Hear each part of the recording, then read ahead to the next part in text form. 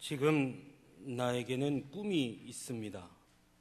골짜기마다 도두어지고 모든 언덕과 산들이 낮아지며 고르지 않은 곳이 평탄케 되고 험한 곳들이 평지가 되며 주의 영광이 나타나 모든 육체가 함께 그것을 보게 될 날이 있을 것이라는 꿈입니다.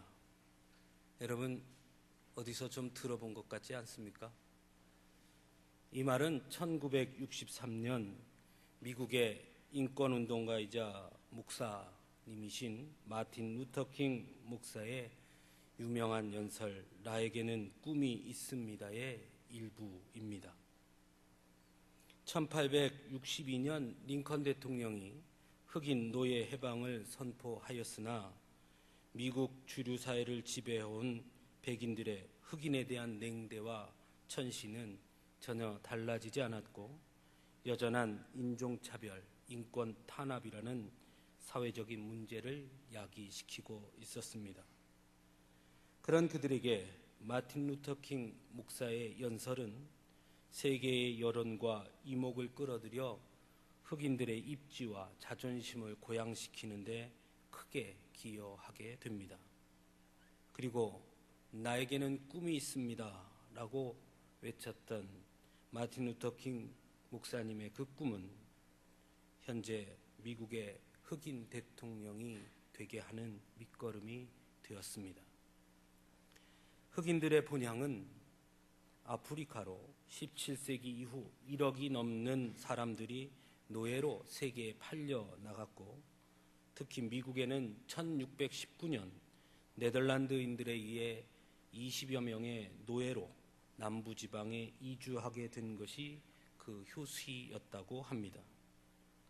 그들에게는 우리가 잘 알듯이 행복과 자유란 찾아볼 수 없었고 인간다운 삶을 누릴 만한 최소한의 희망마저 가질 수 없었습니다. 더욱 그들을 절망케 한 것은 자신들이 겪는 그 고통과 절망의 끝을 아무도 알 수 없었다는 것입니다. 대부분의 흑인들은 그를 알지 못했고 교육도 받지 못했으며 그런 그들에게 그래도 가장 큰 위로가 된 것은 교회였습니다. 비록 그를 알지 못함으로 성경은 읽을 수 없었으나 교회를 통해 듣게 된 복음을 통해서 그들은 큰 위로를 얻게 됩니다. 그리고 교회를 통해 알게 된 복음과 자신들의 삶의 고통, 고난, 그리고 고독과 절망을 담아 노래로 표현하게 되었고 이것을 가리켜 흑인들의 찬송가, 곧 흑인 연가라 부르게 된 것입니다. 그래서 흑인 연가의 가사는 마치 구약의 출애굽을 연상하는 내용이나 또는 바벨론 포로기에 이스라엘 백성들이 다시 고향으로 돌아가고 싶어하는 그 심정을 담고 있는 것과 같은 느낌을 주곤 합니다. 우리 찬송가에도 흑인 연가곡이 4곡이 수록되어 있는데 147장, 231장, 372장, 463장이 바로 흑인 연가곡입니다. 그 중에서도 147장 거기 너 있었는가와 372장 그 누가 나의 괴로움 알며는 대표적인 흑인 연가 찬송가입니다. 특별히 찬송가 372장의 가사는 그 당시 흑인들의 절절한 심정이 너무나도 잘 담겨 있다고 할 수 있습니다. 그 누가 나의 괴로움 알며 또 나의 슬픔 알까? 주밖에 누가 알아주랴 영광 할렐루야. 나 자주 넘어집니다 오 주여. 나 자주 실패합니다 오 주여. 나 슬픈 일 당합니다 오 주여. 나 심히 괴롭습니다 오 주여. 저 마귀 유혹합니다 오 주여. 나 승리하게 하소서 오 주여. 그 누가 나의 괴로움 알며 또 나의 슬픔 알까? 주밖에 누가 알아주랴 영광 할렐루야. 어떻습니까? 가사의 내용이 좀 이해가 되십니까? 이 시간에는 제가 특별히 부탁을 했습니다. 바로 이 곡, 그 누가 나의 괴로 말며, 이 곡을 좀 원어로 좀 부르면 그 느낌을 좀 더 잘 알 수 있을 것 같아서요, 특별히 부탁을 했습니다. 함께 들어보시기 바랍니다.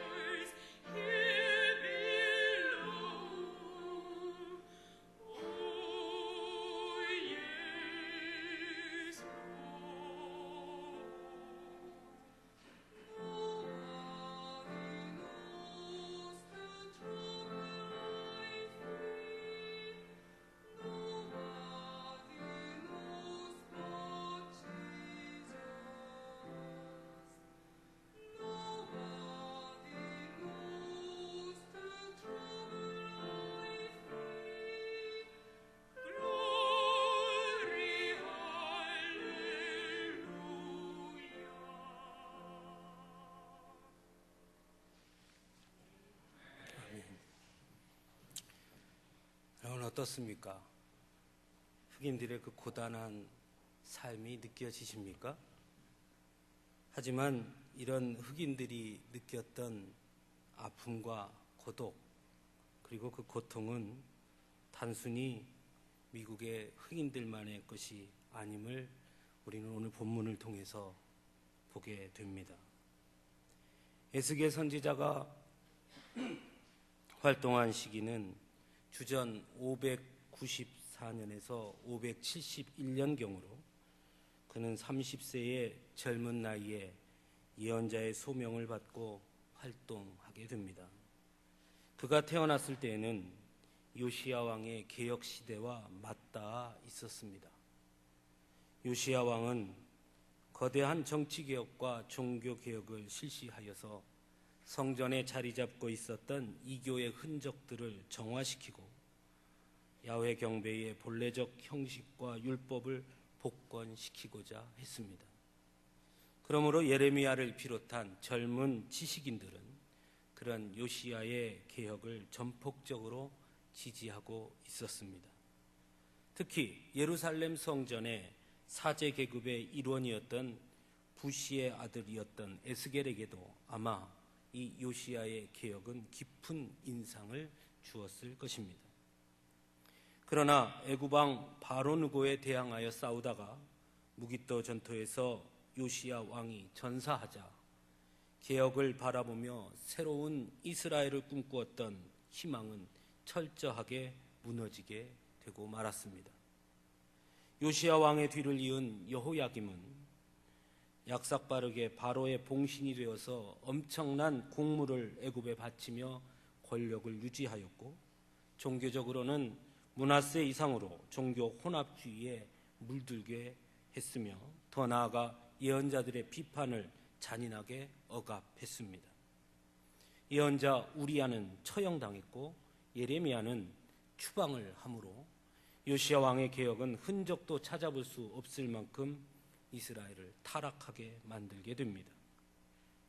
몇 년 후 바벨론의 느부갓네살이 애굽 왕 바로느고를 몰아내자 여호야김은 애굽과 봉신관계였던 것을 바벨론과 봉신관계로 전환시키면서 권력을 유지했고, 주전 602년에 여호야김이 바벨론을 배반하고 독립을 추구해 보지만 주전 598년경 바벨론의 2차 침공이 일어나므로 여호야김은 죽고 18세에 불과한 아들 여호야긴이 왕위를 이어받게 됩니다.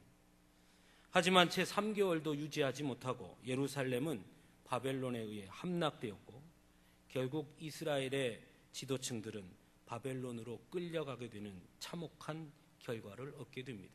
그것이 바로 바벨론 1차 포로입니다. 에스겔 역시 그 시기에 바벨론으로 추방당하게 되는 절망과 좌절을 경험하게 됩니다.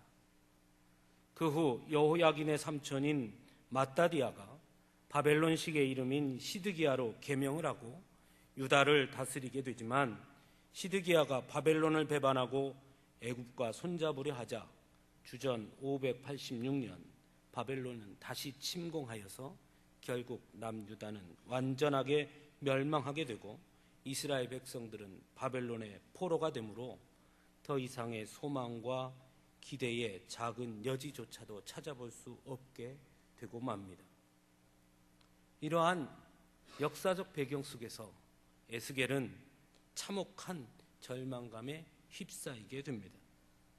더욱이 요시야 왕의 개혁을 통해 이스라엘의 회복에 대한 소망과 기대가 있었기 때문에 요시야 왕의 죽음으로부터 시작된 그 수많은 좌절의 결과는 더더욱 크게 다가왔고, 그것은 단순한 에스겔만의 절망과 좌절을 넘어서 계속된 좌절과 절망의 연속 속에서 과연 하나님의 뜻은 어디에 있는지 묻게 되는, 정말 우리가 하나님의 백성이 맞는 것인지, 하나님을 우리를 사랑하는 것인지에 대한 원론적인 질문 앞에 이스라엘 백성들을 세우게 하므로 이스라엘 백성들 전체는 절망의 수렁 속에 잠길 수밖에 없었습니다. 이러한 때 하나님께서 에스겔을 골짜기로 데리고 가서 마른 뼈를 보게 해 주신 것입니다. 그리고는 오늘 본문 3절에서 인자야 이 뼈들이 능히 살 수 있겠느냐 묻고 계십니다. 즉 절망의 수렁에서 과연 너는 희망을, 소망을 볼 수 있겠느냐 묻고 계신 것입니다. 죽음이 굳어져 버린 자리에서 생명을 볼 수 있겠느냐, 과연 그럴 수 있겠느냐 묻고 계신 것입니다. 하나님은 에스겔에게 마른 뼈들로 가득한 골짜기를 보여주시면서 이 뼈들이 곧 이스라엘 온 족속임을 11절에 말씀하고 있습니다.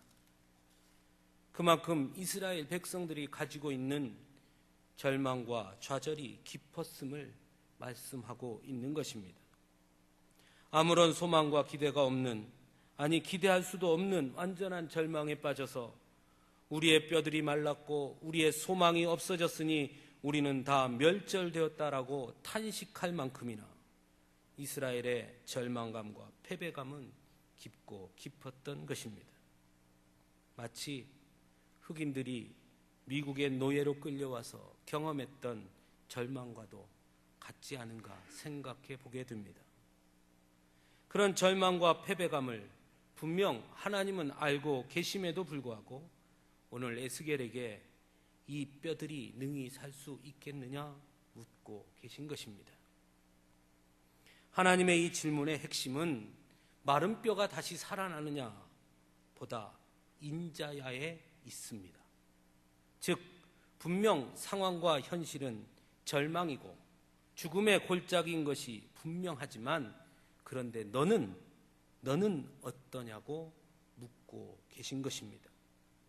현실과 상황이 그러하니 인간의 생각과 가치로는 분명 절망이고 죽음인 것은 틀림없으니 그래서 너 역시도 그렇게 생각하느냐고 되묻고 계신 것입니다. 저는 이 질문은 오늘을 살아가는 우리들에게도 하나님께서 여전히 묻고 계신다고 생각합니다. 분명 우리의 삶의 현장은 많은 절망감을 안겨주기에 충분합니다.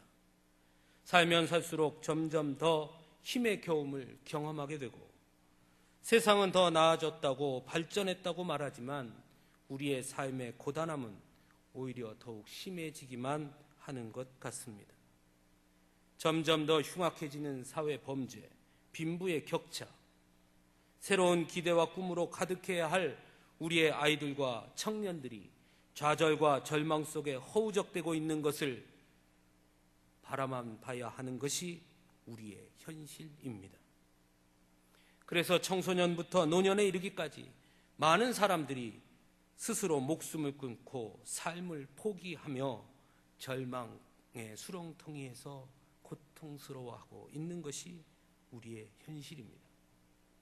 바로 이러한 때 하나님께서 오늘 우리에게 그래서 너는 어떠냐고 묻고 계시는 것입니다. 너 역시도 절망감에 쌓여 있느냐? 그래서 너 역시도 포기하고 있느냐? 그래서 너 역시도 가능성이 없다고 생각하느냐?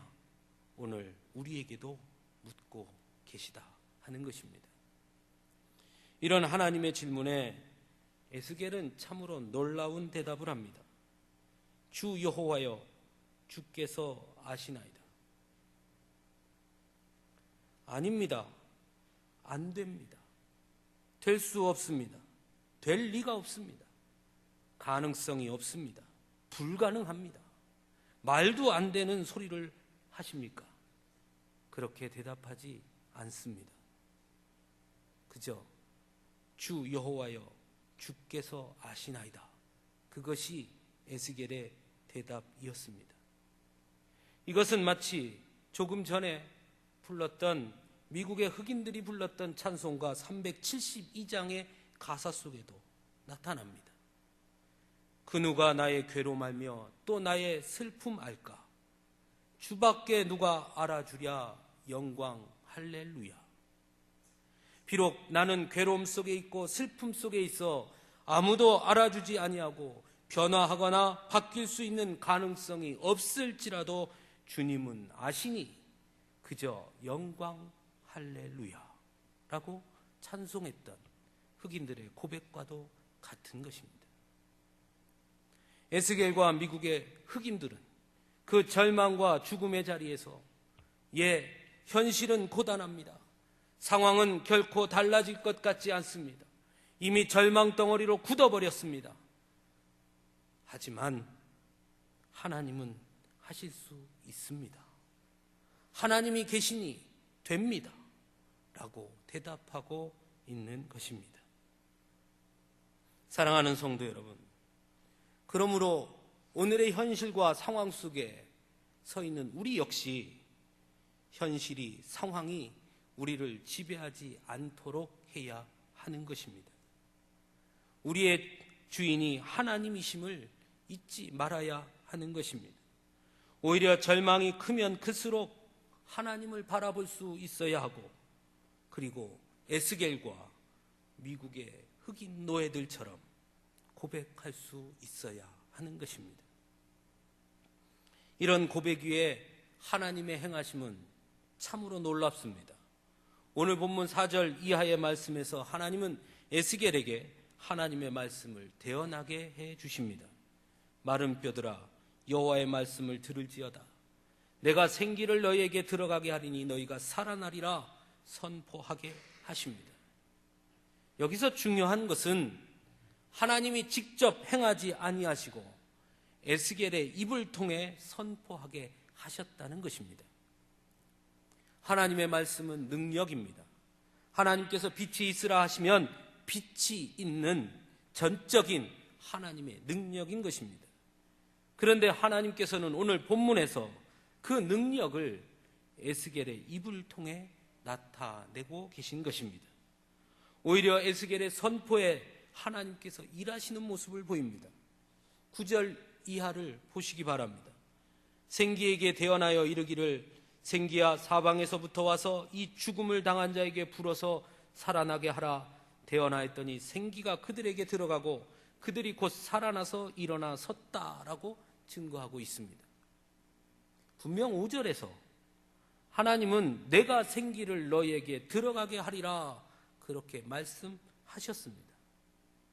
즉 생기는 하나님의 능력이고 하나님의 행하심입니다. 그런데 에스겔이 선포하자 생기가 들어가서 죽은 자들을 살렸다라고 증거하고 있습니다. 즉 하나님이 에스겔의 선포에 따라 움직이시고 일하시고 행하시고 계신 것입니다. 참으로 놀랍지 않습니까? 바로 이것이 은혜인 것입니다. 하나님께서는 에스겔의 그 고백, 주 여호와여 주께서 아시나이다, 그 믿음의 고백 위에 역사해 주신 것입니다. 믿음의 사람을 통해 하나님께서 일하심으로 절망과 죽음의 골짜기를 소망과 생명의 골짜기로 바꾸어 주신 것입니다. 사랑하는 성도 여러분, 저는 지금도 하나님은 그렇게 동일하게 역사하신다고 굳게 믿습니다. 그렇기 때문에 우리의 믿음이 중요합니다. 그래서 우리의 고백이 중요한 것입니다. 우리의 입이 에스겔과 같은 믿음의 고백이 담겨 있을 때 하나님은 그 고백 위에 역사하신다는 것을 오늘 성경은 우리에게 가르쳐 주고 있기 때문입니다. 분명 우리의 현실은 우리에게 깊은 절망감을 안겨줄 때가 분명히 있습니다. 또한 그 절망감 속에서 우리의 힘은 너무나 무기력함을 인정하지 않을 수 없는 것 또한 사실입니다. 하지만 여러분, 우리에게는 하나님이 계십니다. 능력의 하나님, 사랑의 하나님, 은혜의 하나님이 계심을 잊어서는 안 되는 것입니다. 그래서 오히려 절망이 깊을수록, 고난이 클수록, 우리의 힘이 연약할수록 우리는 하나님을 바라보고 주 여호와여 주께서 아시나이다, 주 여호와여 주님만 하실 수 있습니다, 주 여호와여 주님만을 바라봅니다 고백해야 하는 것입니다. 그러면 하나님은 우리를 통해 일하십니다. 연약한 우리를 통해 우리의 절망의 골짜기를 소망의 골짜기로 바꾸어 주실 것입니다. 죽음의 골짜기에 새 생명이 가득하게 하실 것입니다. 그러므로 우리의 고백은 아무리 강조해도 중요함을 감할 수 없을 것입니다. 사랑하는 성도 여러분, 이 사회의 절망과 고통과 고난은 그러므로 우리의 믿음에 달려 있는 것입니다. 우리가 고백하지 않으면 이 깊은 절망감과 상실감을 결코 겨둘 수 없기 때문입니다. 적어도 오늘 이 시간 이 자리에 모여 있는 하나님께서 부르셔서 이 자리에 서게 하신 우리들만은 적어도 그 절망에 무너져서는 안 되는 것입니다. 적어도 우리들만은 하나님을 의지해야 하고, 적어도 우리들만은 세상이 뭐라 해도, 현실이 뭐라 해도 주 여호와여 주께서 아시나이다, 주밖에 누가 알아주랴, 영광 할렐루야 고백할 수 있어야 하는 것입니다. 하나님은 여러분을 그 자리로 부르셨습니다.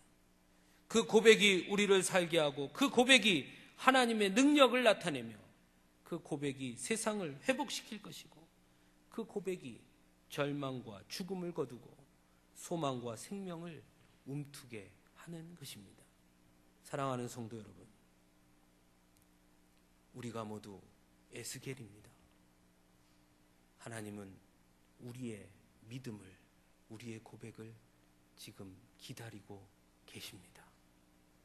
우리 이 시간에 찬송가 372장, 아까 불렀던 그 찬송가 372장 함께, 우리도 함께 불러보겠습니다.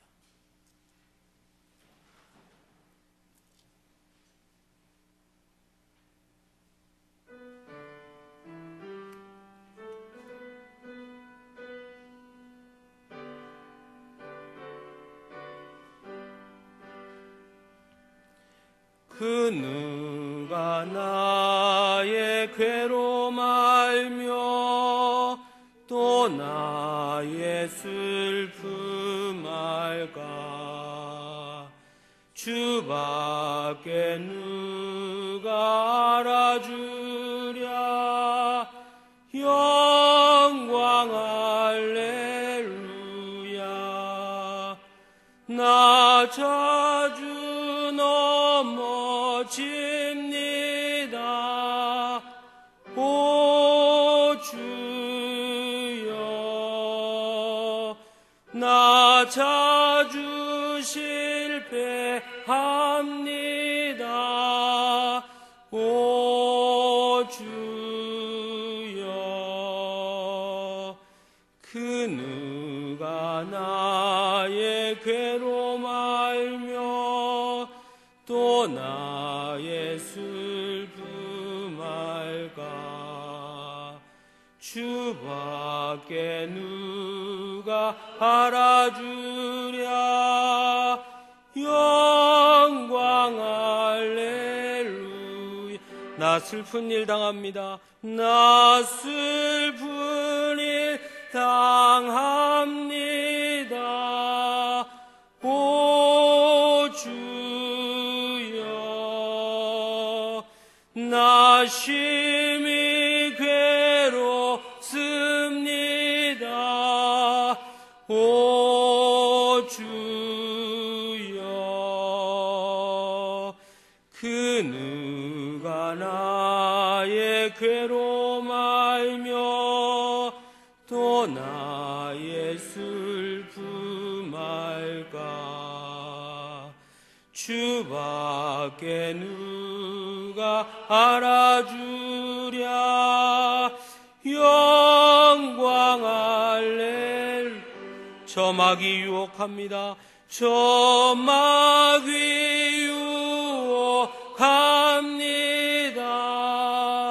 오 주여, 나 승리하게